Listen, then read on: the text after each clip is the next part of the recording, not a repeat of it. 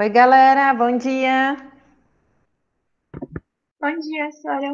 Bom Tudo dia, jóia senhor. com vocês? Bom dia, senhora. Tudo bem, e você? Bom Tudo dia, jóia senhora. Tudo bem, e também. você? Tudo jóia. Graças a Deus, tudo certo.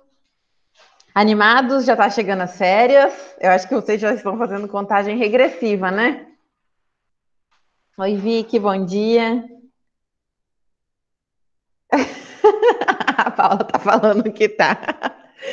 É ontem só que eu me dei conta que faltam menos de 15 dias hoje para as férias de vocês. Eu falei, nossa, eles devem estar muito empolgados, apesar de aí dos alunos que estão de REC ainda ter que fazer a aula. Acho Não que estou empolgada com férias, não. não está empolgado com férias, mas tem gente que tá, não tem? Ninguém está empolgado com férias? Ah, senhora, ficar em Senhora, eu casa. tô muito. A Ju tá falando que tá muito. Gente, julho vai ser férias, então falta aí pouquíssimo tempo para vocês entrarem de férias. Para os alunos que estão de recuperação, recadinho antes da gente começar. Hoje é o prazo para entrega do trabalho. Então, por favor, entreguem. Vocês têm até o Que final do dia. trabalho, senhora? Não, para quem está de Ah, recuperação, tá. tá? Quem está de recuperação, a nota é formada pelo trabalho e pela prova. A prova vai ser dia 23 à tarde, de quem está de recuperação, e o trabalho tinha que ser entregue hoje, até hoje, tá? Então, quem ainda não fez, corre lá que hoje ainda dá tempo de postar. Hoje é o prazo máximo, tá? Bom, para a gente que está aqui, temos aí 15 dias para nossas aulas terminarem. Hoje nós vamos falar sobre o capítulo 12, que é mais um processo de formação de palavras baseado em neologismos. Opa, tá aqui. É o capítulo 12 aqui, ó. Tá na página 489. Vai falar sobre conversão, neologismos e analogia. Pessoal, o que vai cair na prova? Porque semana que vem nós temos a prova bimestral de língua portuguesa, ok? Aí essa prova todos os alunos farão. É a prova desse bimestre. Vai cair do capítulo 8 da apostila 2 ao capítulo 12, que é o capítulo de hoje. Então vai entrar, ó, o capítulo 8, eu até abri aqui para vocês verem, estrutura da palavra e elementos mórficos, vai cair. O capítulo 9 continua a estrutura da palavra, com estudos dos prefixos e sufixos. O capítulo 10, processo de derivação, tá? O capítulo 11, que era o processo de... Cadê?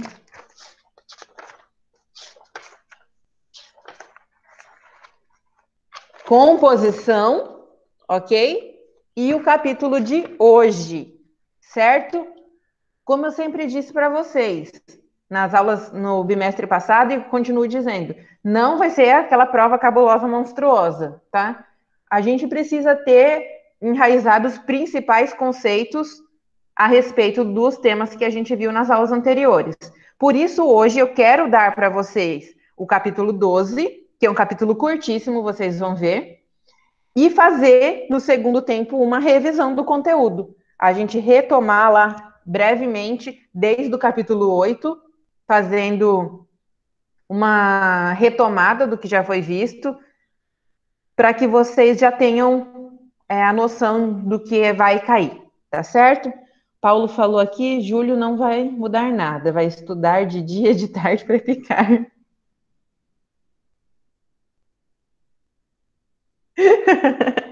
Ai, Paulo, só você.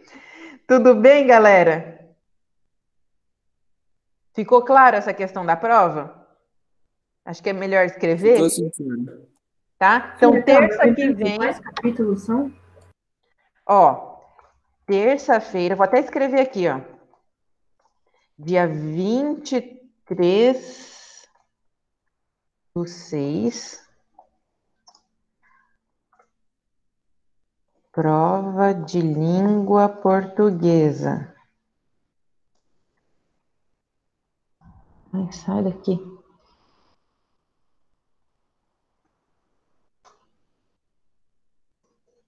Conteúdo do capítulo 8 até o capítulo 12. Capítulo 8 da apostila 2. E até o capítulo... Oi. Depois você pode colocar como comunicado no Classroom? Vou colocar como comunicado no Classroom, sem problema. Apostila 3. Aí, ó. Tá aqui, ó. É prova bimestral, galera. Então, quem faltar, ou tem que trazer, mostrar um atestado, ou precisa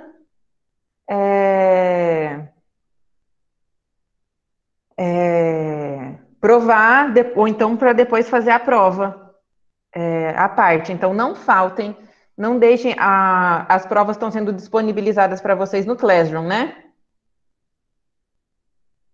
Sim, Sora.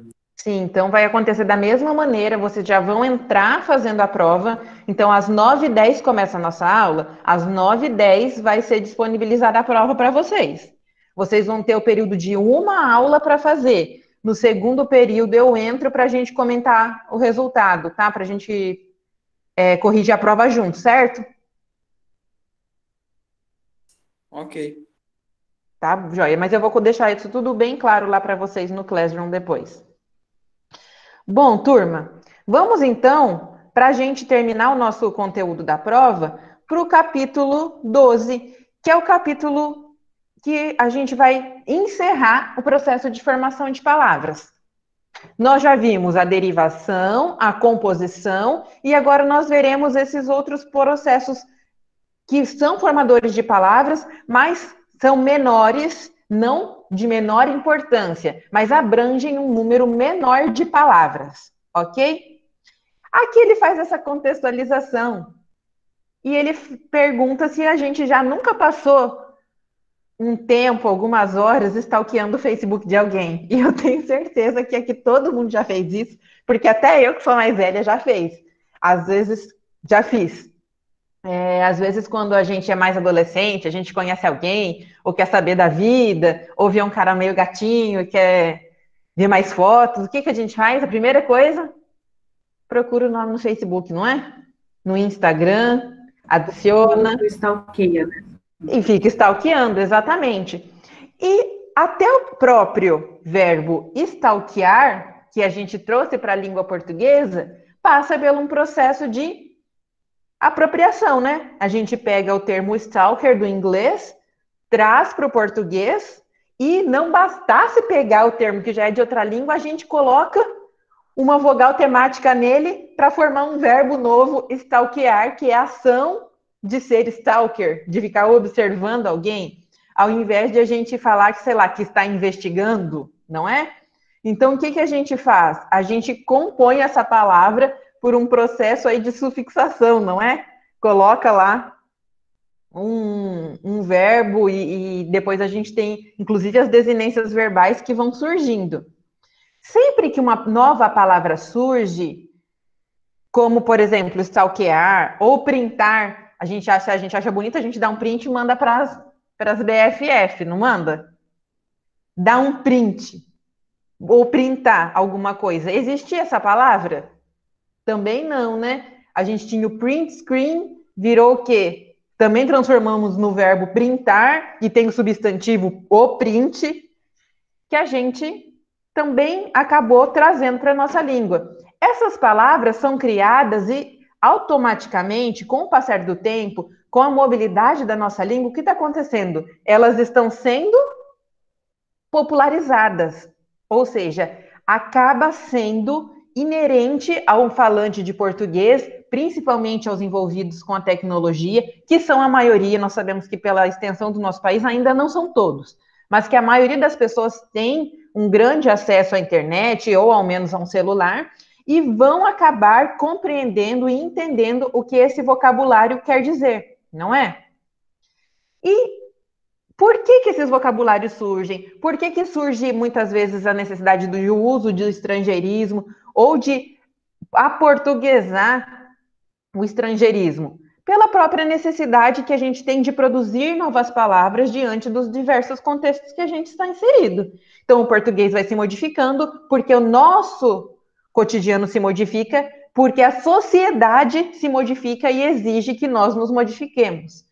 A língua acompanha todo esse processo de adaptação e ela se adapta junto com a gente para poder cumprir a sua função de comunicação, né? Já pensou se a gente precisasse transmitir uma mensagem para a pessoa, mas nós não conseguíssemos, não tivéssemos palavras para que ela conseguisse compreender o que a gente está falando? A gente vai falar o quê? Que tirou uma foto da imagem do computador, uma foto da imagem da tela? Não é uma definição específica, né? Não consegue definir de fato o que é o ato de printar, que a própria tela se autocaptura no momento estático e você consegue transmitir exatamente aquilo que está sendo visualizado no momento. Então, a gente vai ver nesse capítulo o potencial que a nossa língua tem para se atualizar, permitir a criação de outros termos e modificar alguns termos que já existem, né? E começa logo aí com o conceito de neologismo. Quem se lembra o que é neologismo?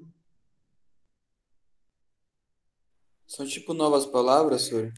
Isso, são novas palavras que, de fato, comprovam que a língua é uma espécie de organismo vivo. Porque se existem novas palavras, significa que algo está sendo criado, não é? E se ela está sendo criado, é porque está funcionando, está vivo, está acompanhando.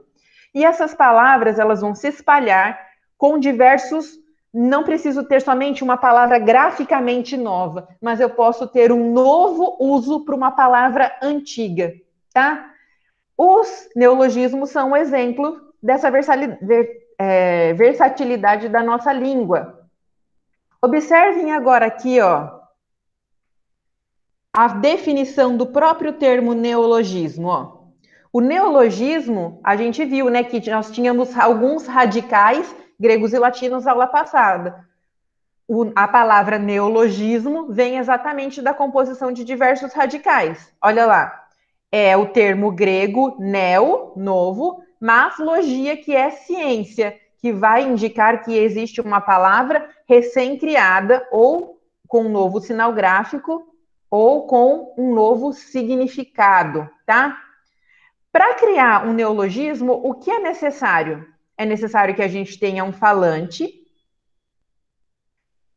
e esse falante adapte a língua baseado em conceitos morfológicos. Por exemplo, eu sei que muitas vezes não, provavelmente quem criou o verbo printar ou o verbo stalkear não tem ideia de que ele catou o radical stalk e associou a esse radical a vogal temática para formar um verbo de primeira conjugação. Não é? Provavelmente que essa pessoa não fez esse pensamento. Preciso colocar uma vogal temática para transformar em verbo. Não aconteceu. O que ela fez? É instintivo a gente lembrar que toda a ação termina em ar. Ou em er, ou em ir, ou de segunda conjugação também em or. O que essa pessoa fez foi simplesmente colocar uma ação, atribuir a ação, colocando a vogal temática, num radical. E sempre que a gente faz isso, a gente transforma de fato. Não vimos que transformamos adjetivos em verbos, substantivos em verbos? A gente pega uma palavra estrangeira e transforma num verbo também. Não é um processo muitas vezes racionalizado, não é feito propositalmente, mas é instintivo e ainda assim o falante da língua portuguesa consegue fazer isso com uma facilidade. Porque nós temos uma coisa na nossa mente, pessoal, que chama gramática internalizada. Alguém já ouviu falar sobre isso? Acho que não, senhor. É um tema que não é muito levantado no ensino médio. Ele é muito levantado na parte de filosofia da linguagem, quando a gente entra nos estudos de linguística na graduação. É um primeiro conceito que a gente precisa entender. A gramática internalizada, pessoal, é como se fosse algo que biologicamente favoreça a nossa aquisição de uma língua de acordo com a origem dos nossos pais e o lugar onde a gente nasce. Então, aqui, nós, a maioria de nós, eu acredito que todos nós, somos filhos de brasileiros. Todos os brasileiros possuem a capacidade, uma gramática internalizada que nasce com a gente, que nos dá uma maior capacidade de aprendermos o português como língua nata. E isso é cientificamente comprovado. Então, o que acontece? Às vezes, pessoas analfabetas, por exemplo, que não sabem ler nem escrever, não foram alfabetizadas, elas não possuem a capacidade de usar a língua portuguesa para se comunicar da mesma maneira? Isso acontece graças a essa gramática internalizada que faz com que nós, desde pequenos, comecemos a captar, a associar ao nosso subconsciente a maneira como a língua funciona. Ninguém explica para uma criança, olha, eu não pego a minha filhinha de 2 anos e falo, olha, Aurora, o substantivo vem primeiro, depois vem o verbo. Não, ela simplesmente se nomeia, começa a dar nome às coisas, neném, mamãe, papai, mamá, tetê, pepeta. A partir da nomeação que ela dá às coisas, ela começa a perceber, por essa gramática internalizada, que as coisas podem praticar ou sofrer ações. A gente não tem necessidade de explicar isso para uma criança. Ela vai observando a nossa fala e vai adquirindo a capacidade de fazer essa associação sem que alguém precise explicar para ela que existe uma regra. Ela vai aferindo isso a partir do uso do ambiente coletivo que ela está inserida. Quando a gente fala em criação de neologismos, ele está muito enraizado com essa gramática internalizada, apesar de não ser isso não ser discutido no ensino médio. Por quê? Porque a capacidade, as pessoas não criam neologismos por meio de estudos de morfemas. As pessoas criam neologismos por meio de uso da língua, não é? Nós temos, pessoal, tipos de neologismos diferentes. A gente tem alguns neologismos que a gente chama de técnicos ou neologismos científicos que vão surgir em relação aos fatos das ciências. Evolução da tecnologia, novas descobertas científicas. Nós temos também neologismos literários, que são neologismos que surgem em decorrência da criatividade de um determinado escritor. A gente viu nas aulas anteriores um exemplo de um autor que constrói muitos, que é o Guimarães Rosa. Ele constrói muitos neologismos. Nós também podemos criar neologismos baseados em termos estrangeiros, quando a gente aportuguesa algum elemento, né? E isso é uma consequência do nosso mundo globalizado. Mas a gente não precisa... Deixa eu abaixar aqui para vocês continuarem acompanhando. Pensar no neologismo como algo próprio e único, exclusivo da língua portuguesa. As outras línguas também fazem isso. Então, ele é um fenômeno que acontece no português e acontece no espanhol, no inglês, no alemão e nas diversas línguas mundiais. Nas línguas mundiais que a gente tem por aí, tá? O que é mais bacana de tudo isso? É a parte da gramática? Não.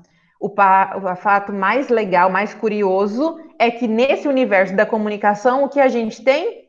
Sempre uma adaptação para se comunicar de uma maneira ainda melhor, tá? Algumas pessoas falam, né, que o português é uma língua escrachada, que as pessoas não querem aprender, não querem saber a gramática. Muitas não querem saber, muitas não querem aprender. Mas nós temos que nos dar a liberdade de usar o português da maneira que a gente consiga passar melhor a mensagem que a gente precisa transmitir.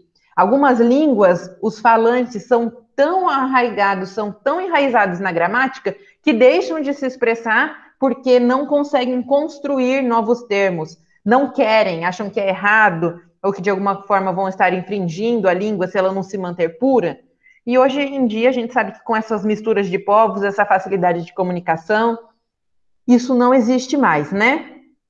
Existe, então, prejuízo para a língua quando a gente constrói um neologismo? Eu acho que não, Sora. Não existe prejuízo para a língua, muito pelo contrário. A gente está, se esse neologismo ele agrega significado, significa que a gente adquiriu mais uma maneira de expressar algo que está sendo de fato sentido e vivenciado, né?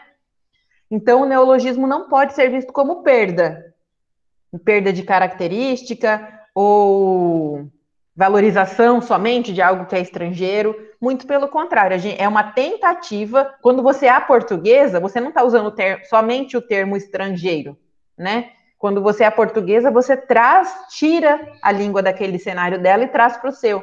Quando você se apropria, ela passa a ser sua também, né? Vamos começar pelo neologismo semântico. Alguém pode ler para mim? Quer que lê, Sora? Pode ler, Bru. Esse tipo é observado quando a palavra. Nossa, deu uma Opa, bugada. desculpa. Esse tipo é observado quando a palavra já existe, mas ganha novo significado e sentido, que passam a ser de domínio geral. A seguir, alguns exemplos cotidianos. O aluno ficou uma onça quando recebeu o resultado da prova. Que papelão você fez? Envergonhe-se. Ele considera o rapaz um gato.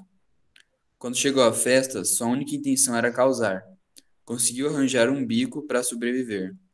Não foi legal o que ele fez com o amigo. Ela confessou ter ficado com o rapaz na festa. O time surgiu como uma zebra e acabou vencendo. Isso, olha que legal. Todos esses usos, pessoal, das palavras que estão aí citadas, onça, papelão, gato, elas já existem na nossa língua, não existem? Se a gente falar elas fora do contexto que elas estão inseridas agora, se alguém falar onça, a primeira coisa que a gente pensa é num animal. Se você fala que o aluno ficou uma onça, você não pensa que ele sofreu uma metamorfose e virou uma onça, né? Ele ficou muito bravo, ficou furioso. Essas palavras, então, elas sofreram uma modificação semântica. Então, a gente chama de neologismo semântico. Em alguns contextos, esses neologismos semânticos vão ser utilizados como linguagem conotativa ou sentido figurado, não é? Sora, Mas tem essa questão da polissemia, né? isso, que tá exatamente, está tudo aí dentro. O neologismo, a gente constrói morfologicamente um neologismo semântico. Semanticamente, esse neologismo é uma polissemia, não é? Dentro dos estudos da linguagem, ele se torna uma linguagem conotativa, o sentido figurado da coisa. Então, olha que legal. A gente tem o mesmo processo em várias áreas do português sendo observado por diversas óticas diferentes. Aqui a gente está observando a formação. Então, o neologismo semântico, a gente já tem o termo, ele já é um termo existente na língua, não muda nada, não muda a ortografia, não muda a acentuação, nada que compõe a palavra, mas muda o seu significado. Esse é tranquilo. Já o número 12 é o contrário. A gente tem o neologismo lexical. Quando a gente fala de léxico, a gente está falando de palavra. Léxico é a mesma coisa que vocabulário. Então, no neologismo lexical, a gente tem a efetiva criação de uma nova palavra, ou seja, constrói-se graficamente, semanticamente e foneticamente um novo termo. Então, o neologismo lexical perpassa o processo de criação em sua totalidade. Eu tenho morfemas, fonética e semântica sendo construídas. Por exemplo, olhem aí. Há muito caô nas histórias que ele conta aos amigos. Caô significa o quê? Tipo, tá de brincadeira? Eu tento assim. Muita desculpa. Barraco? Desculpa, É. isso mesmo. É migué, né? Vamos substituir um por outro. Substituir uma gíria por outra. É exatamente isso que vocês disseram, pessoal. Essa palavra surgiu com a única função de expressar exatamente essa desculpa, essa justificativa, esse furo, vamos dizer assim, em alguma coisa. Ela significa algo além disso? Não. Se eu usar qualquer expressão, há muito caô, ele tá de caô, nossa, a história vou dar um caô na minha mãe, tudo isso perpassa o mesmo significado. Esse termo foi construído e atribuído a essa função semântica, tá? O verbo deletar, aí, que a gente criou também, não existia. A gente trouxe um termo do estrangeiro, colocou aí a desinência de verbo nela e criamos com um novo sentido. É algo que vai ser apagado, não é? Criamos também. Essa palavra não existia, ela é trazida do inglês, mas ela, em sua totalidade, com o verbo aí, a vogal temática, nunca existiu, nem no inglês. Então, nós criamos um termo novo. Outra muito engraçada que a gente usa no cotidiano e é utilizada em todos os lugares, a palavra multiuso. Hoje quase tudo é multiuso, né? Aparelhos são multiuso, o sabão é multiuso, o celular é multiuso, ou então multifuncional. A gente também criou esse termo, inventou essa associação, formando um neologismo lexical. Existem muitos outros que a gente desconhece que são neologismos. Por isso é muito difícil, às vezes, a gente conseguir identificar se é um neologismo, se está passando por um processo de justaposição. O que a gente precisa compreender é que um pode estar diretamente ligado e associado ao outro, tá? Eles não precisam ser independentes. E, por último, o neologismo sintático, que o que acontece aqui? A frase ou a expressão vai ganhar um novo significado, mas vai ser um significado específico que vai ser absorvido pelo falante. Então, a gente tem uma expressão que literalmente não significa aquilo, mas que ganha aquele teor semântico, que passa a significar aquilo. Isso é muito conhecido como aqueles termos populares que a gente usa e que passaram a ser enraizados, inclusive, pelos jornais, pelas manchetes, textos críticos ou mesmo construções maiores, como romances, novelas, crônicas e contos. Observem aí, ó, o jornal deu um furo. O que é dar um furo? É fazer um furo de fato? Não, né? É contar uma novidade que não é verdadeira, né? Conta uma notícia que às vezes pode não ser falsa, que pode ser falsa. Na segunda, time pequeno adora fazer cera quando enfrenta os grandes. O que é fazer cera? Enrolar. Enrolar, exatamente. Fica lá passando a bola para ver se o jogo não anda e o time grande não consegue um bom resultado.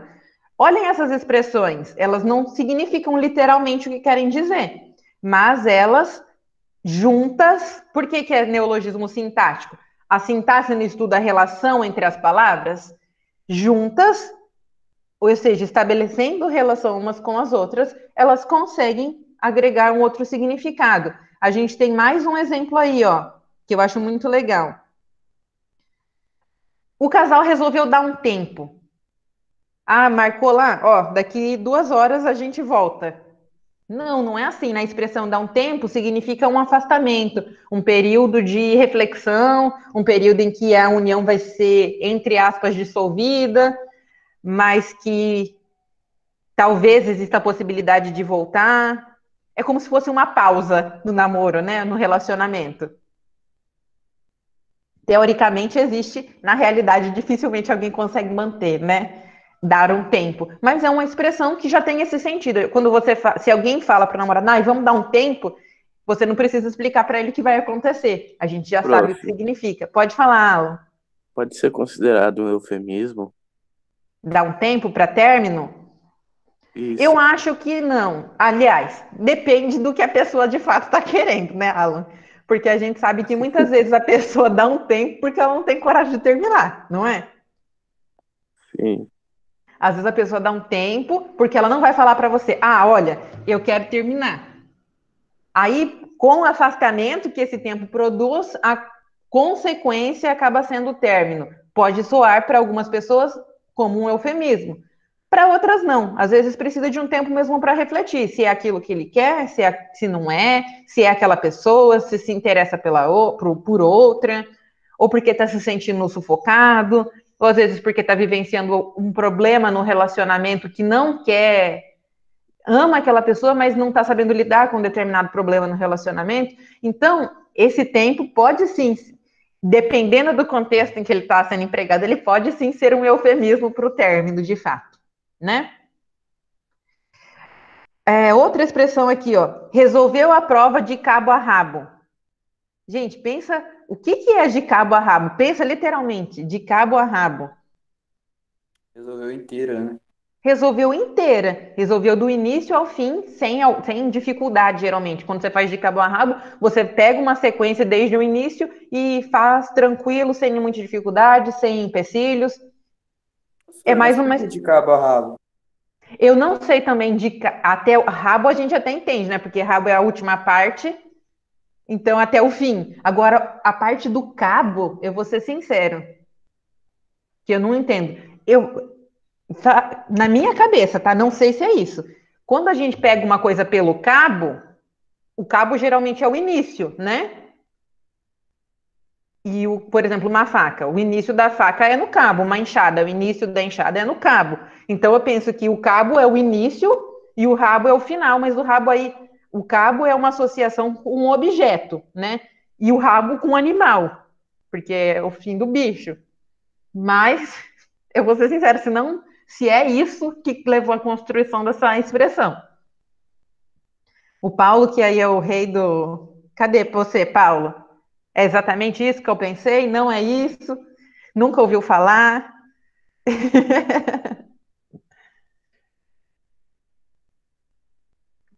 Pega o seu espírito de Gênesis, que geralmente sabe a origem das coisas, e traga pra gente. É coisa de paulista, né? Ah, então você não manja das Professora, coisas de paulista. Oi. tem uma explicação histórica aqui, quer que lê? Uhum. Lê pra Durante o gente, período, Bruno. durante o período das grandes navegações portuguesas, era comum se dizer total conhecedor de algo, quando se conhecia este algo de cabo a raba, ou seja, como de fato conhecer todo o continente africano, da cidade do Cabo do Sul até a cidade de Raba, no Marrocos, rota de circulação total da África com destino às Índias. Nossa, então na verdade não tem nada a ver com o rabo. E era raba, então, não era rabo. É a cidade de Raba, do Marrocos. Olha então, pessoal, olha como não tem nada a ver com as associações que a gente faz, nada a ver com o que eu tinha dito. Então, Cabo era uma cidade e Raba era outra no Marrocos. Então, quando você dizia que conhecia de cabo a rabo, você conhecia toda aquela região. E a expressão acabou sendo utilizada para qualquer coisa que você conhece bem. Isso mesmo. Ó, é muito bacana. Tá vendo, pessoal, como a gente usa o negócio e nem sabe de onde que vem. Isso é apropriação. Isso é criação de neologismo. A gente não sabe de onde vem, a gente sabe o que significa e por isso a gente utiliza dentro da nossa língua. Se foi criado lá em Portugal, olha que bacana, nem contexto nacional aqui brasileiro ele tinha para a gente usar essa expressão, mas a gente trouxe ela e ainda já tiramos a raba e trocamos por rabo. E é usado Porque até hoje, né, Sora? Não é uma é coisa que tá muito morta. usado, é muito usado.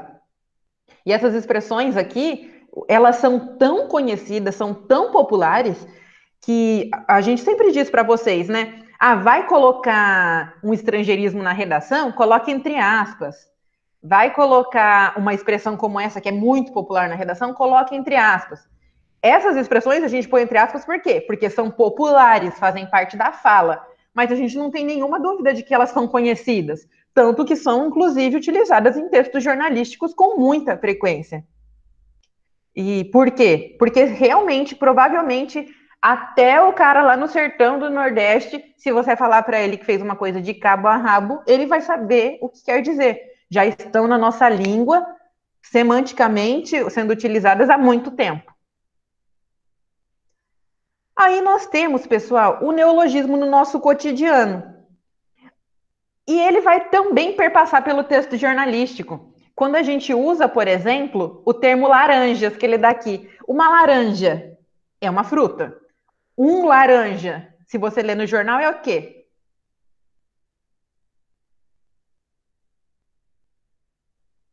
Um intermediário. Seria um intermediário, não é? É um intermediário que, na verdade, essa pessoa está sendo usada, né? É um intermediário, como se fosse um testa de ferro, alguém que vai cumprir com determinados papéis somente diante da lei, mas, na verdade, ele não tem poder nenhum. Ele é um intermediário mesmo. Eu perdi a explicação. Eu caí.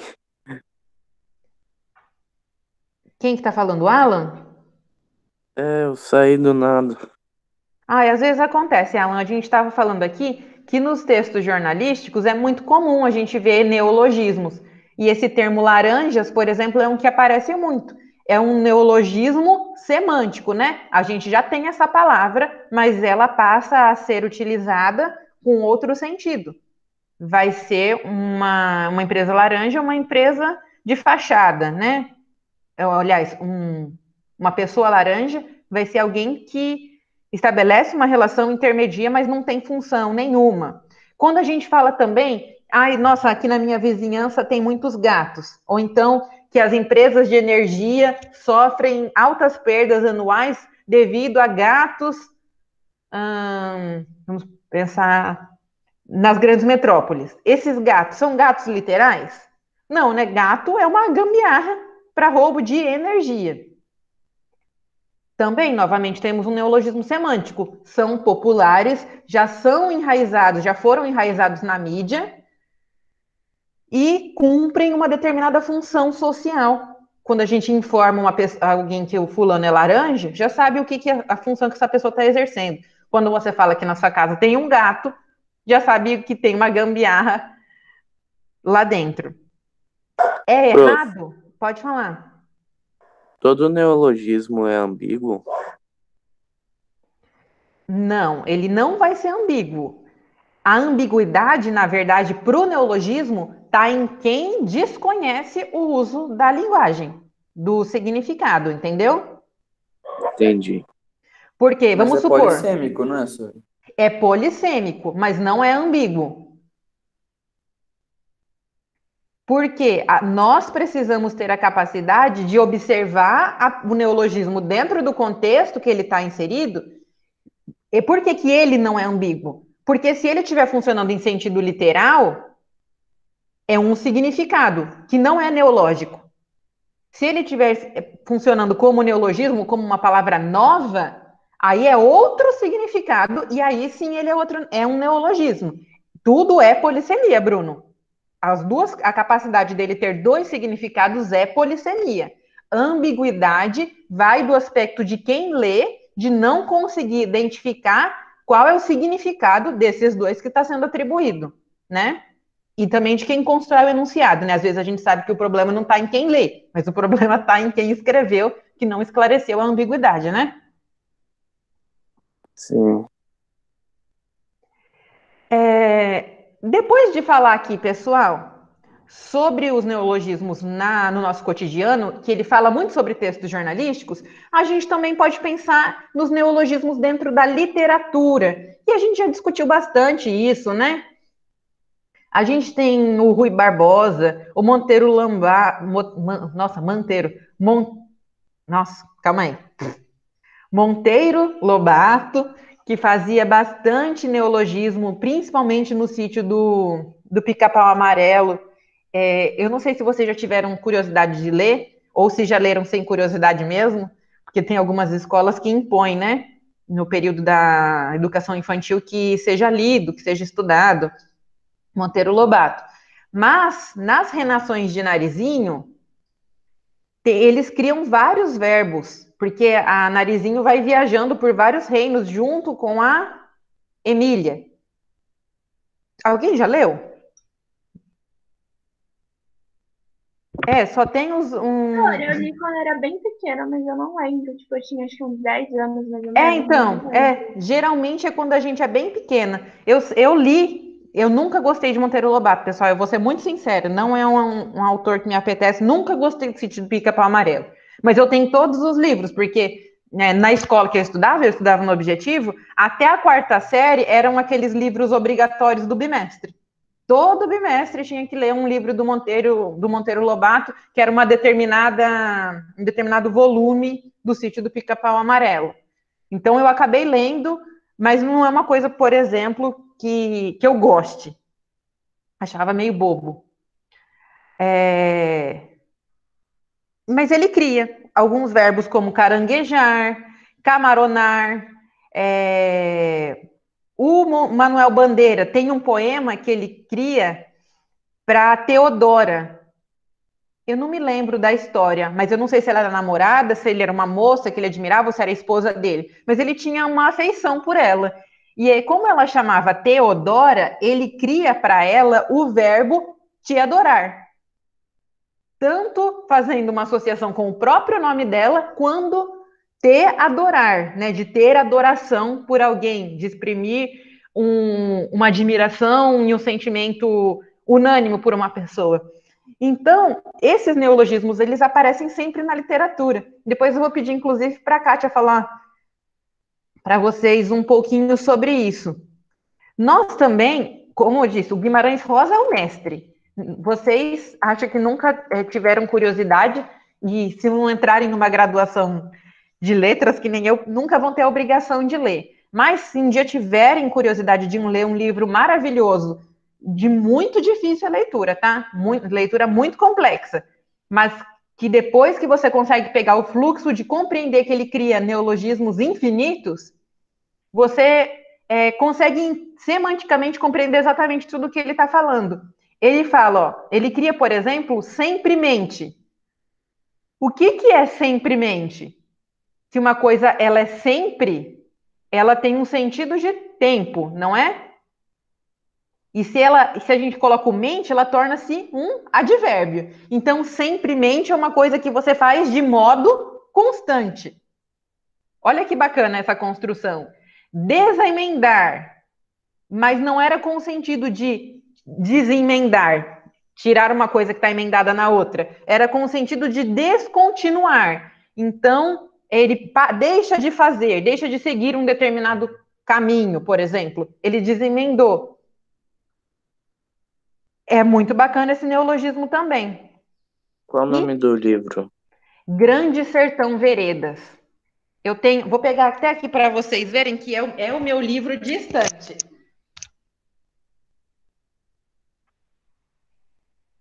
A prof se empolgou. Acho que ela gosta mesmo.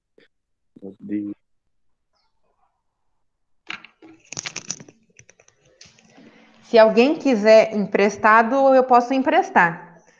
Olha só, é esse livro aqui, ó. Ele não é nem um pouco pequeno, ele é enorme. Ele tem, deixa eu ver aqui, 624 páginas. E ele é muito bacana porque, como ele se passa no sertão do Nordeste, olha aqui, você consegue ter aqui na aba do livro um mapinha para você ver qual é a cidade que ele está percorrendo. Paulo, você que gosta de ler, uma leitura excepcional. A linguagem é bastante difícil. Olha aqui um trecho que eu vou ler para vocês. Quer ver?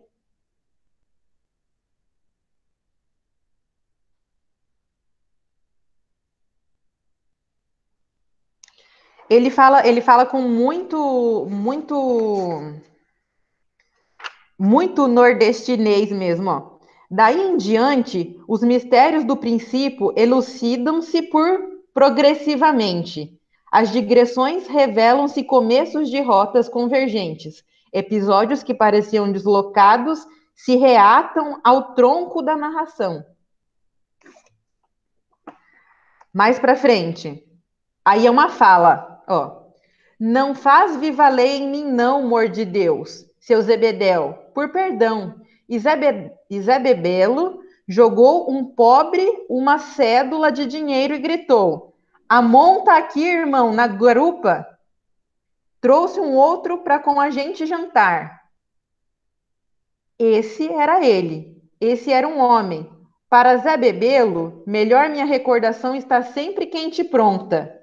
Amigo, foi uma das pessoas nesta vida que eu mais prezei e apreciei. Então, a linguagem, a pontuação é diferente, tem muitos pontos finais. Os neologismos que ele cria é muito bacana. É uma leitura difícil, mas é uma leitura muito enriquecedora. E a história em si é linda, tá? Ele é muito triste mesmo, Paulo. A história no fim é muito triste. Na verdade, tinha que ter feito um livro, um filme desse livro. Teve uma série que é aquela. Na televisão, eles fizeram uma série muito antiga na Rede Globo que eu nem tive a oportunidade ainda de assistir. Mas, como que é o nome daquela. Eu acho que é a Luísa Brunet, que é uma personagem. Eu acho que foi a estreia da Luísa Brunet. Eu acho que é a Luísa Brunet. Mas só por ser com ela, eu já achei que eu ia saber o resto da história e não ia ter graça, entendeu? Mas vamos continuar aqui, pessoal, o nosso conteúdo. No número 2, a gente tem construindo o conceito, a analogia. O que é uma analogia se a gente pensar em figura de linguagem? Vocês se lembram?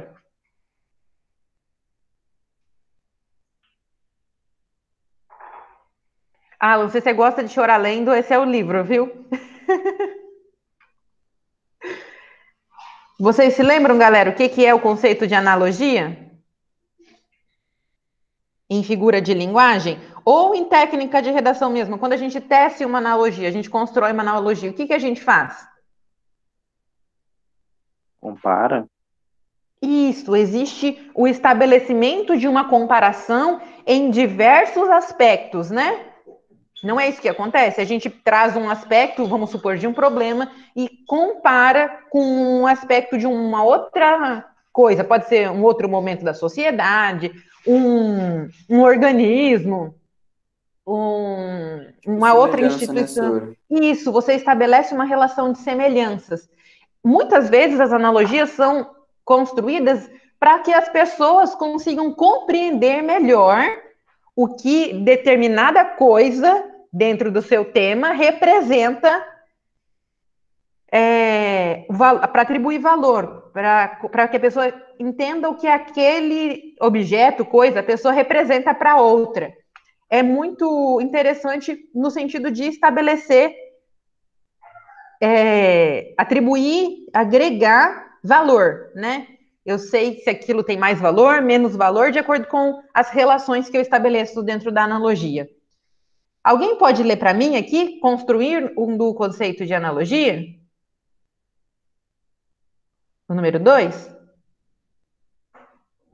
Quer que lê, Sora? Pode ler, Bruno. Ok. Vinculado ao conceito de neologismo lexical, a língua apresenta outra possibilidade de formação de palavras, o princípio da analogia. Esse mecanismo rompe barreiras gramaticais, produzindo palavras muito utilizadas em textos literários, por exemplo. É assim uma manifestação da produtividade lexical, mas também da inventiva dos usuários da língua.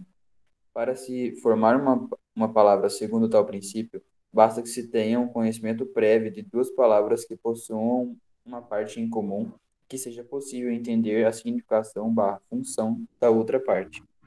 Deixa eu ir para cima. Guimarães Rosa, por exemplo, formou a palavra enxadachim, a partir de espadachim, estabelecendo a seguinte analogia: espada, maior que espadachim, e enxada, enxadachim. Isso, ou seja, né, galera? Quem é um espadachim? É alguém que luta e domina a arte da espada. Quem é um enxadachim? É quem usa a enxada com propriedade. Então, ele pega uma palavra, cria baseada numa analogia, ou seja, numa relação de significação que ele estabelece com outro termo. Olha só que bacana que é isso, né? Pode continuar. Palavras como sambódromo, camelódromo, fumódromo e namoródromo surgiram na língua por analogia com outras, como hipódromo e autódromo, para designar espaços destinados a determinada atividade. Quando o homem chegou à Lua, logo tratou de inventar uma palavra que traduzisse aquela ação. Seguiu, então, alunizar, Nissar, isso. por analogia com aterrissar. Por quê, pessoal? Aterrissar é pousar na terra, né? Aterre. Aí, inclusive, tem o radical. Não podia falar aterrissar na Lua, porque você não estava pousando na Terra. Então, tinha que ser alunissar. Todos esses termos, vocês conseguiram perceber que eles estabelecem uma relação de comparação, se apropriam de uma palavra que já possui um determinado sentido e trazem para si essa associação, essa comparação entre os termos, para a criação de outro? Isso é a analogia dentro dos neologismos. Existem termos que se constroem dessa maneira, né? Aí a gente tem a parte de aprofundamento que eu vou ler para vocês. Até agora, todo mundo entendeu bem? Tá tudo tranquilo? Tá sim, Sora, tranquilo. Sim. Por que eu não me importei, pessoal, de ficarem 5 capítulos para a prova? Porque eu acho que a parte que é mais decoreba é a parte lá dos morfemas, que vocês têm que lembrar o que é prefixo, o que é sufixo. Até o processo de derivação eu acho que ainda é bem decoreba. Mas o processo de composição e de neologismo, ele já é mais suave, até por a gente conseguir identificar ele no nosso próprio uso. Então, como eles não possuem tantas regras para a gente conseguir compreender o conteúdo, eu acho que, apesar de serem 5 capítulos, esses 2 últimos, eles vão dar uma aliviada para vocês conseguirem estudar tranquilo. Vamos lá na derivação imprópria ou conversão. Vocês se lembram o que é a derivação imprópria? É quando você pega uma palavra que já existe e usa ela com, tipo, sentido de substantivo ou verbo. Exatamente. Se a gente muda a classe gramatical, eu tenho derivação imprópria. Mas se eu pego uma mesma palavra e uso com outro significado, é o quê? É neologismo? Semântico. Semântico. Então, olha lá o que ele vai falar. Esse processo ocorre quando há mudança na classe gramatical de uma palavra primitiva sem alterar sua forma. Exemplo, comprei uma camisa verde. Nesse caso é adjetivo, né? No exemplo anterior, classificamos verde como um adjetivo, um termo que está caracterizando, qualificando a camisa. Agora veja a seguir como essa palavra também pode aparecer. O verde das matas é encantador. O verde, nesse caso, tornou-se o quê? Um substantivo, né, galera? A gente tem aí o artigo que está fazendo o quê com o verde? Está determinando o verde, porque artigos é uma classe de determinante, e transforma, então, essa palavra de classe gramatical adjetivo para substantivo. Observe também as palavras destacadas nas seguintes frases. Ele jamais recusava um convite para jantar. Todos queriam descobrir o porquê daquela estranha atitude. Não imagine, porém, que a conversão se dá apenas por um processo de substantivação. A rigor, há outros exemplos em que a palavra original gera a existência de vocábulos integrantes de outras classes que não a dos substantivos. Veja, o povo eufórico exclamava, viva! Aí, o que aconteceu? O verbo viva foi transformado em uma interjeição. Lembra o que é uma interjeição? Uma interjeição são aquelas palavras que a gente usa para expressar emoção. Quando eu falo viva, eu estou comemorando, estou exaltando. Na outra frase, ele detesta quando a conversa vira um papo cabeça.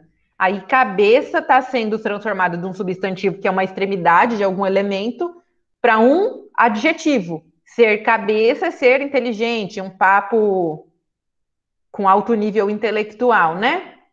Quer chova, quer faça sol, ele jamais se atrasa. Nós também temos aí um verbo sendo transformado em uma conjunção alternativa, né? Ou, não. Quer chova, quer faça sol, não vira alternativa, né? Vira Sol o quê? seria um substantivo, daí vai virar o que nessa Não, é o frase? quer. É o quer, Alan. Ah, Porque ele tem independente, não tem que escolher entre um e outro, né? Se chover ou se fizer sol. fazer sol não é uma analogia também? Sim, aí os dois são uma analogia, porque, na verdade, não é chover ou fazer sol, né? Quer dizer que independente da Sim. situação, da condição, ele vai executar uma determinada coisa. No caso aí, essa pessoa jamais se atrasa. Pessoal, tranquilo, capítulo de analogia. Eu achei, nossa, muito suave a maneira como a apostila trouxe para vocês. Eu tenho acompanhado bem por aqui, porque eu acho que vocês tendo o material em mãos, fica muito mais fácil estudar, porque a gente consegue destacar, pontuar o que é importante dentro do próprio material e agregar também o que precisa ser agregado. E aí nós tínhamos somente quatro, eu acho que cinco exercícios a respeito de analogia para a gente conseguir encerrar esse capítulo. Só que já são 10h06. Vocês querem fazer os exercícios ou vocês querem que a gente faça uma breve revisão dos capítulos da apostila 2 que vão cair na prova?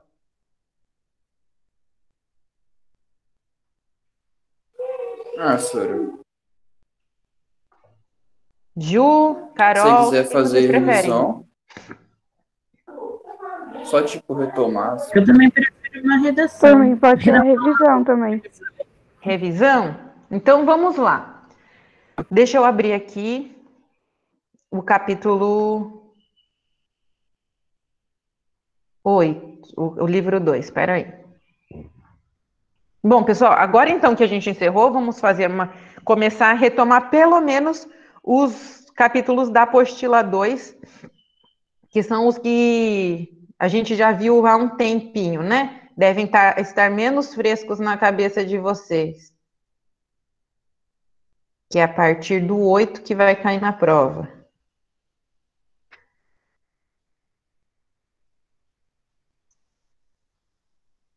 Opa.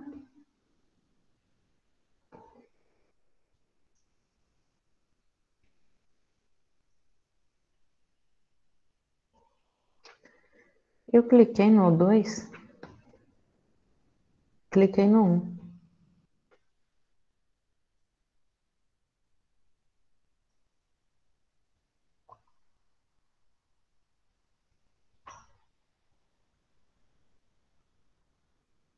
Capítulo 7.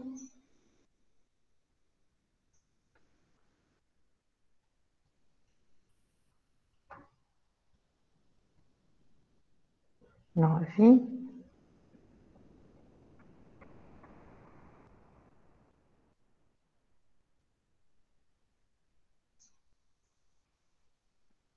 8. Pessoal, no capítulo 8, então, para a gente começar a revisar, nós tínhamos a introdução dos elementos mórficos visando estudar o quê? A estrutura das palavras. Quando eu falo em estrutura da palavra, baseando-me em elementos mórficos, eu estou pensando em cada morfema, ou seja, cada pedaço minúsculo que compõe a palavra, que pode ser formada. Um morfema pode ser formado por uma letra ou por uma sílaba, e esse morfema em si, esse pequeno pedacinho, vai agregar um pedaço de significação também para a palavra. Ou seja, as palavras muitas vezes são compostas por pequenos fragmentos, por pequenos morfemas, que agregam significação e vão compor uma palavra, não é? Nós temos dois tipos de morfemas: os morfemas de significação interna e os morfemas gramaticais, não é? Qual é a diferença de um e de outro? Os morfemas gramaticais, eles são de ordem puramente gramatical. Eles vão indicar o quê? Desinências, categoria de gênero, de número, singular, plural, masculino, feminino. Já os morfemas de significação externa, interna, aliás, eles vão ser referentes ao quê? Vocês lembram?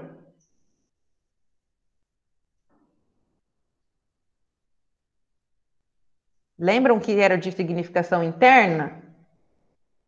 Professora, os morfemas lexicais seriam os radicais? Seriam os radicais, exatamente. O que ele traz em si? O que o radical traz Ele para é o uma núcleo palavra? de significação, né? Ele é o núcleo de significação. De tudo que a gente pensa, então, nesse primeiro momento, o que é o mais importante a gente saber? Que eu tenho dois tipos de morfemas. Aquele que vai ser associado à raiz, ao radical da palavra, que vai ser o núcleo de significação, que vai carregar a parte principal do significante, e o morfema gramatical, que ele vai associar, geralmente, a uma raiz e vai trazer desinências, mudando o gênero, trazendo plural, conjugações verbais e etc. Tá? Nós precisamos conhecer, então, quais são esses morfemas. O radical, que é a significação maior, a vogal temática, que vocês se lembram que era a vogal temática? Ela vai determinar o tema de uma palavra. Toda palavra tem vogal temática? Nem toda palavra tem vogal temática, né?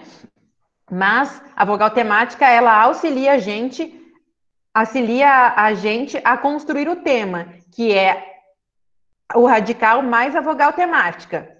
Os afixos, que são prefixos e sufixos que eu posso agregar ao radical para modificar a significação inicial, e as desinências, que eu também vou associar ao radical, principalmente em verbos ou em substantivos e adjetivos, que eu possa mudar de gênero e número, para também agregar nova significação.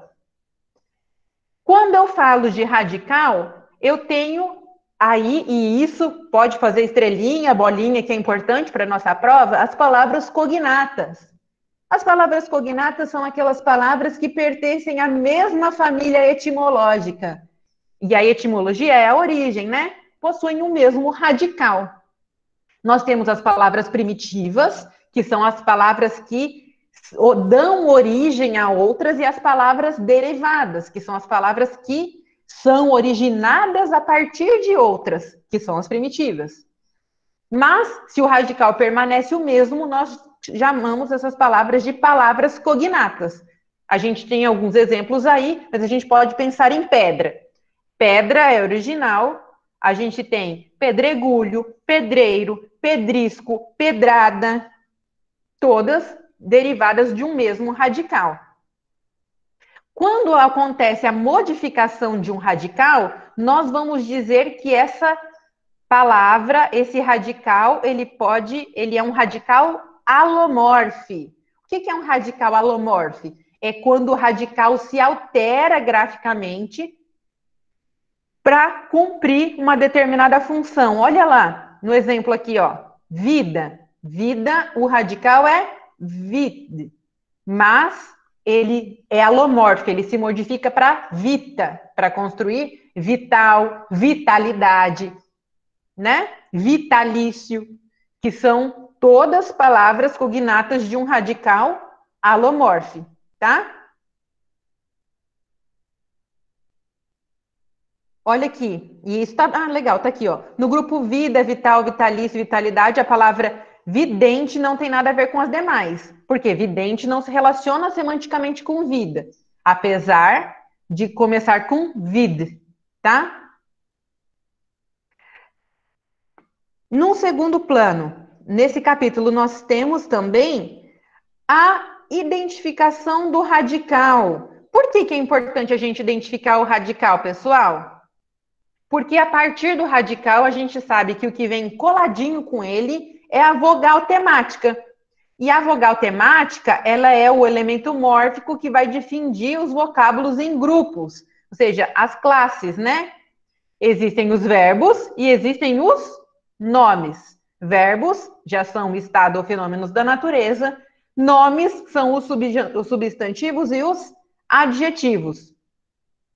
O que acontece nos substantivos e adjetivos, pessoal? Geralmente, a vogal temática vai fazer parte da indicação de número. Já nos verbos, o que acontece com a vogal temática? Ela vai determinar o tipo de conjugação. Se o verbo é de primeira, segunda e terceira Sério? conjugação. Oi? Mas isso não seria, tipo, desinência? Sim, a gente vai chamar. A vogal temática vai acompanhar a desinência. Por exemplo, se a gente tem lá perfeito, que é um adjetivo, a gente pode mudar o perfeito para perfeitas, para perfeita ou perfeitas, né? Aí o que que acontece? Esse O e esse A pode transformar-se em vogal temática, ou ele pode, que vai ser associado ao número. Se a gente mudar para A, aí a gente muda para desinência feminina e plural, que é o S. É o que acontece Professora, aqui. mas, tipo assim, esse elemento de flexibilização da gramatical não seria desinência? E não a vogal temática?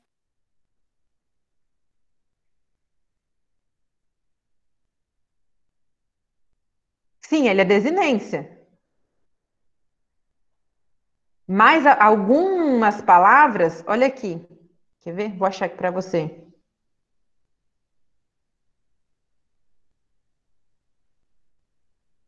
Aqui tá a vogal temática nos verbos. Eu quero achar que tá aqui, eu acho que nos substantivos. Aqui, ó. A vogal temática nos nomes. Olha aqui. A casa. Casa, eu tenho o radical casa e a vogal temática a. Eu consigo modificar a palavra casa para falar caso, por exemplo? Ela não tem variação de número, é de gênero. Ela só possui variação de número. Mas o radical dela não é casa, é case, por exemplo. Dessa palavra eu tenho caseiro, casebre, casinha. Então o radical é case. Mas para construir o substantivo, eu tenho o a que se associa ao radical, constrói o tema, né, que é o radical mais a vogal temática. Muitas vezes, inclusive, eu consigo atribuir o gênero desse substantivo por meio da vogal temática e faz com que ela consiga ser uma palavra em sua totalidade. Como que eu consigo, Bruno, identificar se é uma desinência ou se é Uma vogal temática. uma vogal temática? Exatamente separando o radical. Se eu pensar aqui, ó, em outro, vento. Pensa em palavras cognatas. Vento, ventania, ventarola. Qual é o radical que se mantém? É o vente, não é? Mas se a minha palavra primitiva é vento, e eu não posso flexionar ele para masculino e feminino, ele compõe então uma vogal temática para que eu tenha um tema, para que eu tenha uma palavra. Mas ele não vai ser usado nas palavras cognatas. Então ele não faz parte do radical. Então é a vogal temática que se associa. A diferença, então, entre vogal temática e desinência é que a desinência varia. A vogal temática não varia. Ela unicamente pode ser excluída do radical para que eu tenha outras associações para a formação de outras palavras cognatas, entendeu?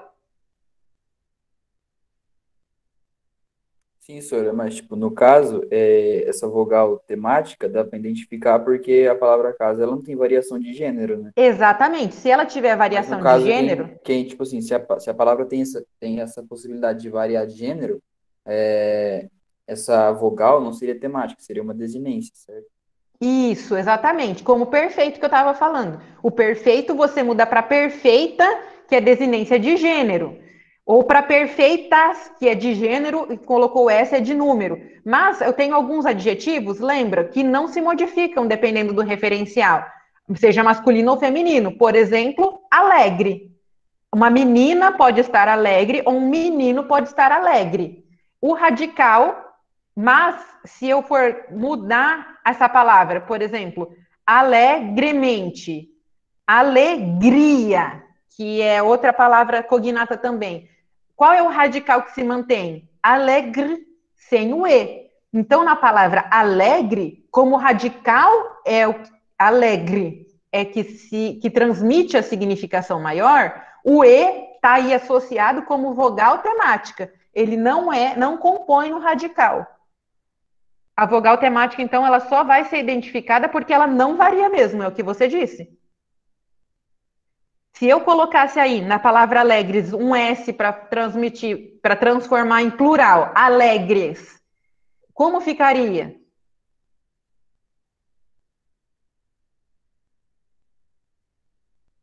Alegre seria o radical, o E seria a vogal temática e o S seria desinência de número, De número. tá? Pessoal, todo mundo conseguiu entender isso? Sim, Sora. Deu sim, Sora. Tá joia? Porque eu sei que isso às vezes buga na cabeça, isso aí é chatinho mesmo. Cadê aqui? Tá aqui.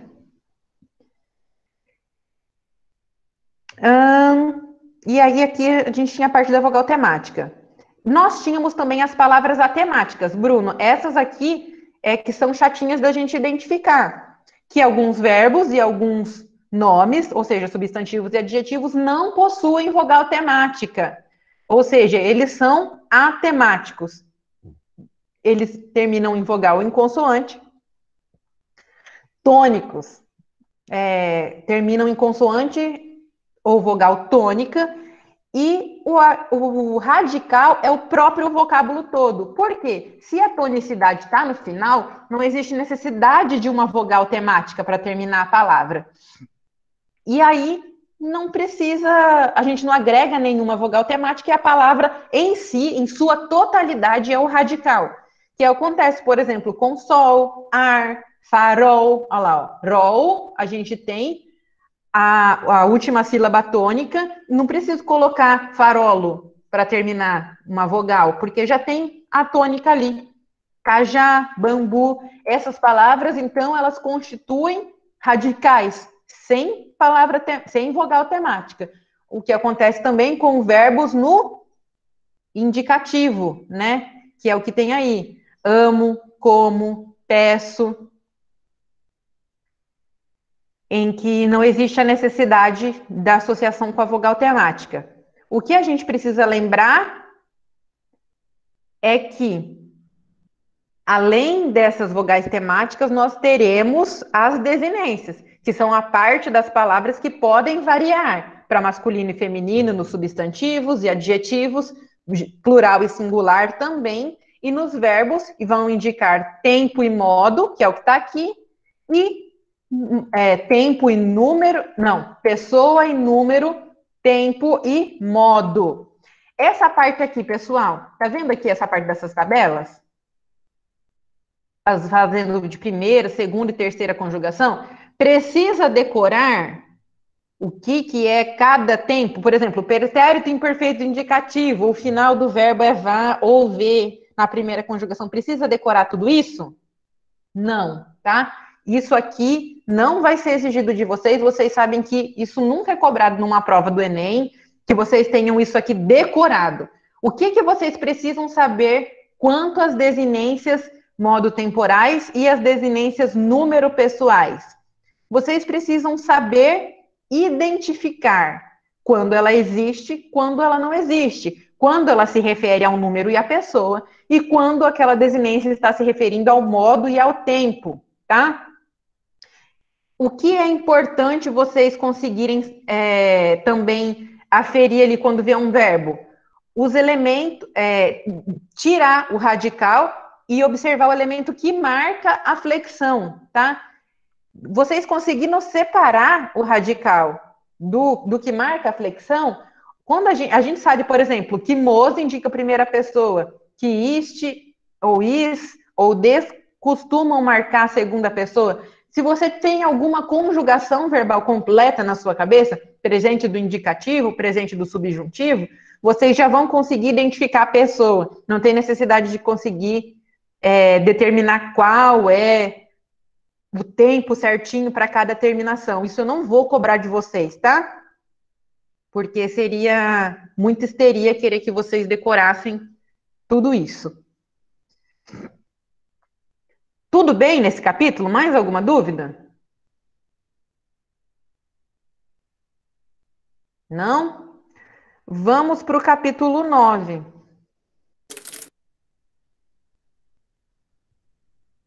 Cadê? 9. A gente vai continuar com a estrutura das palavras, olhando os prefixos e sufixos. O que são prefixos mesmo? Prefixos são... Vem antes do radical. Isso, são pequenos elementos mórficos que vêm antes do radical e eles eles agregam ao radical uma determinada função semântica, não é? Nós temos dois tipos de prefixos, os prefixos latinos e os prefixos gregos. Muitas vezes, esses prefixos, apesar de terem origens diferentes, eles têm o mesmo significado. E isso é importante vocês lembrarem para a prova. Olha aqui, por exemplo, o prefixo latino des e o prefixo in. E o prefixo grego an e a. Os dois significam a negação de alguma coisa, apesar de serem de origens etimológicas diferentes. Isso é importante vocês conseguirem atribuir. Prefixos, então, são pequenos morfemas que se associam ao radical, vêm antes do radical e agregam um significado pré-estabelecido àquele radical. Por exemplo, se eu tenho o radical feliz, se eu coloco o prefixo antes de feliz, né? Infeliz, eu estou dizendo que é uma pessoa negando a felicidade, uma pessoa não feliz.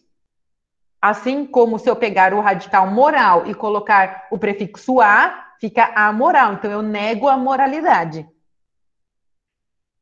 Ao contrário do que são os sufixos. Os sufixos vêm ao final da palavra. Também tem os sufixos gregos e latinos. E da mesma forma, eu vou conseguir modificar a minha palavra, porque o sufixo já tem em si uma significação que vai modificar aquilo que o radical quer dizer. Posso ter sufixos, que formam substantivos, como ista, int, prefixos que formam ação, como o são, o mento e o ura, e assim por diante. Também tem os sufixos que formam o quê? Adjetivos. Uau, ico e iu. E prefixos que formam verbos. E sufixos, toda hora eu falo errado. Sufixos que formam verbos. E advérbios. Gente, precisa decorar tudo? Todos os que formam formadores de substantivos, todos os que formam verbos, todos os que formam adjetivos, todos os que formam advérbios? Não, decorem somente os principais, aqueles que vão ser úteis. Mais importante do que decorar o sufixo é você conseguir identificar a função. Por exemplo, se eu pensar num balconista, balconista é uma pessoa que trabalha num balcão, que atua num balcão. Eu não preciso observar que o ista é, então, um produtor de um agente. Se eu sei que balconista é alguém que trabalha no balcão, ela é um agente e esse sufixo está me dizendo isso. Não existe a necessidade de eu ficar decorando. Eu preciso, na verdade, observar a palavra em sua totalidade e ver o que ela passou a significar com a atribuição desse sufixo, né? E as vogais e consoantes de ligação. O que acontece? As vogais e consoantes de ligação possuem significação pertinente na palavra? Não, né? Elas são somente vocábulos que vão ajudar na parte fonética da palavra. Para quê? Para que seja evitado alguns hiatos, alguns encontros consonantais desnecessários, para evitar cacofonia. Então, a gente tem lá, girassol. No sol, a gente tem o S, que é uma consoante de ligação. Esse S tem significado? Não. É uma consoante de ligação. Cuidado para não confundir a vogal de ligação com vogal temática. Como eu identifico a vogal temática? Tirando o radical. Como eu identifico a vogal de ligação? Ela está junto ao radical para se ligar a um outro termo, mas não possui significação nenhuma e nem importância para a construção semântica, para o significado da palavra. Tá? E esse era o capítulo 9. Alguma dúvida? Esse capítulo é bem tranquilo, tirando os prefixos, os sufixos, que a gente precisa dominar um pouquinho o que cada um, onde cada um vem, né? Um vem antes da palavra, o outro vem depois um vem antes do radical, o outro vem depois do radical. Ô, senhora, Oi, o Paulo tá falando alguma coisa no chat. deixa eu ver.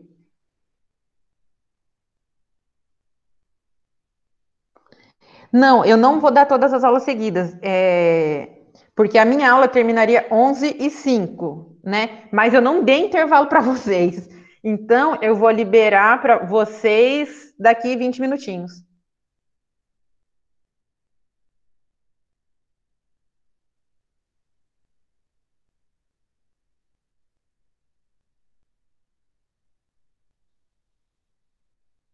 Sim, eu vou dar 10 minutinhos para você. Eu vou dar 15 minutos. Eu vou soltar vocês 15 minutos antes da gente acabar.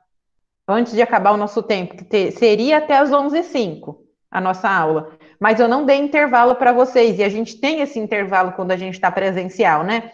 Então, eu vou terminar a aula 15 para as 10. Tá?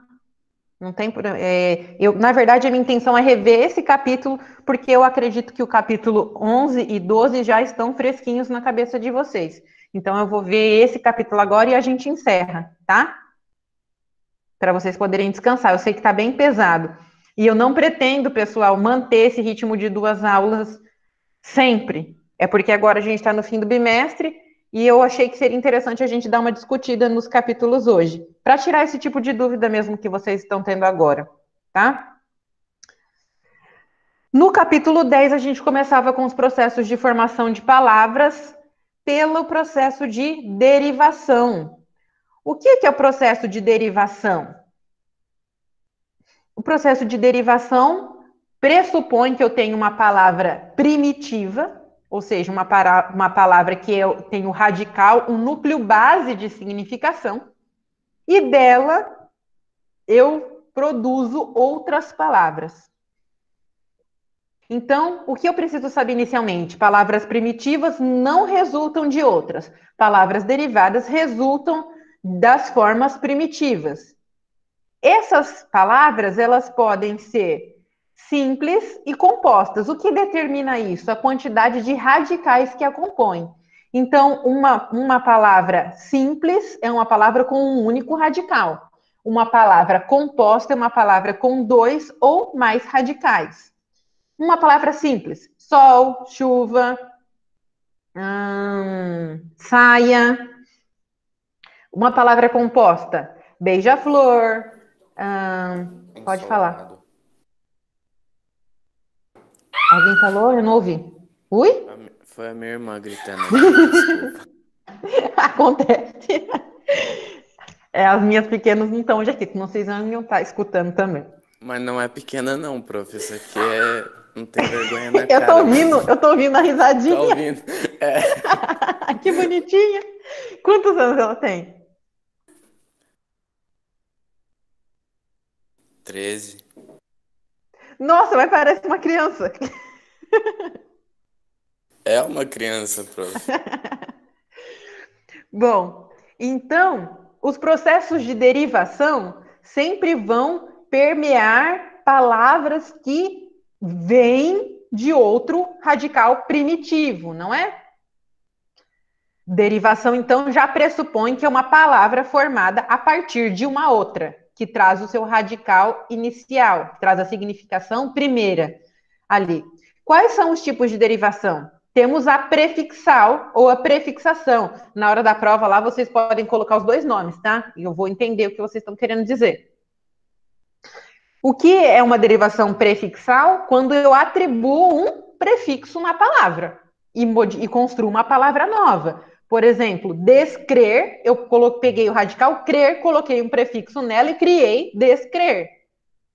A palavra inicial, a palavra primitiva não era crer? Se eu coloquei um prefixo e colocou descrer, essa palavra é uma palavra derivada de crer. E é derivada por prefixação, porque a ela eu associei um prefixo. O mesmo acontece com derivação sufixal, que ao invés de colocar um prefixo no radical, eu coloco um sufixo, ou seja, um elemento que vem morfologicamente depois do radical. Nós temos a derivação parasintética ou a parassíntese, que o que acontece nesse processo? Existe a presença simultânea de um prefixo e de um sufixo anexados ao radical primitivo para que essa palavra tenha, de fato, significado. O que a gente não pode se esquecer aqui, que era pegadinha, que inclusive a gente viu que tem muitos gabaritos errados na apostila. Existe a necessidade da participação simultânea do prefixo e do sufixo na formação da palavra nova. Ou seja, o que acontece? Se essa palavra nova, ela só vai existir com o prefixo e os sufixos aglutinados ao mesmo tempo.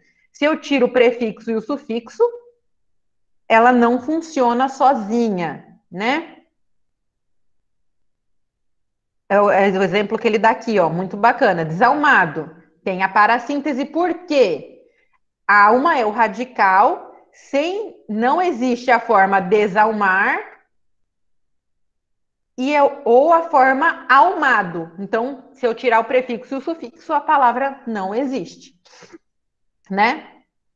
A derivação regressiva, essa é fácil de identificar, porque existe uma regressão. A palavra, ao invés de ter algo que é acrescentado a ela, algo é suprimido, ela perde um pequeno elemento. A gente comparou isso com um processo na aula passada também. Vocês se lembram qual era um processo de composição?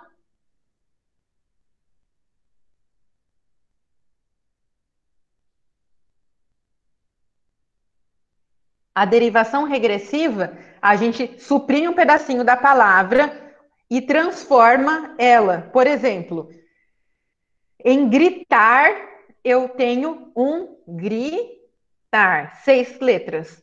Em grito, eu passo a ter 5, eu suprimi um pedacinho, a palavra diminuiu.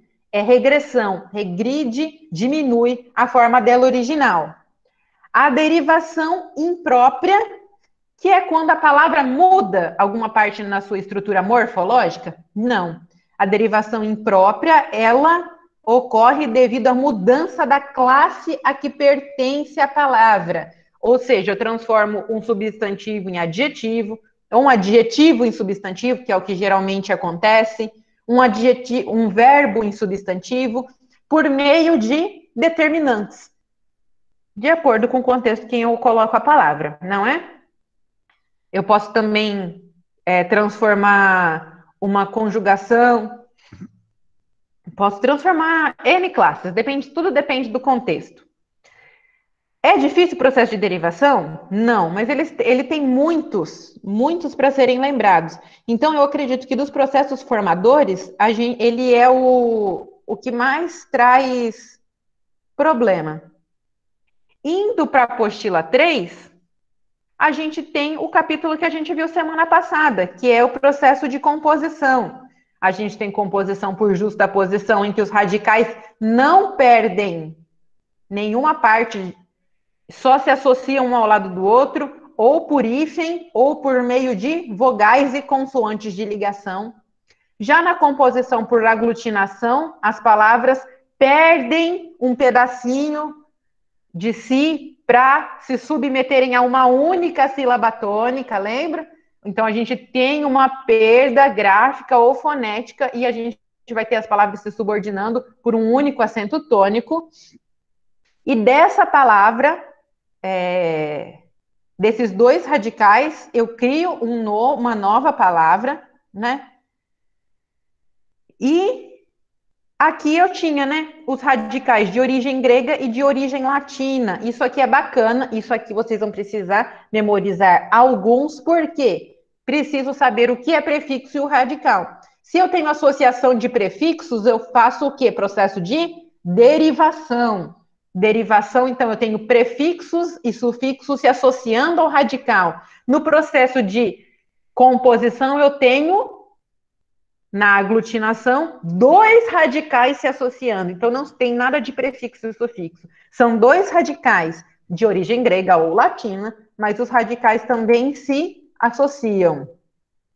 Além disso, nós tínhamos outros processos de formadores. A abreviação, que é a criação de palavras por meio da redução de um vocábulo original, não é? Moto ao invés de motocicleta, fone ao invés de telefone, metrô ao invés de metropolitano e outros exemplos que a gente viu.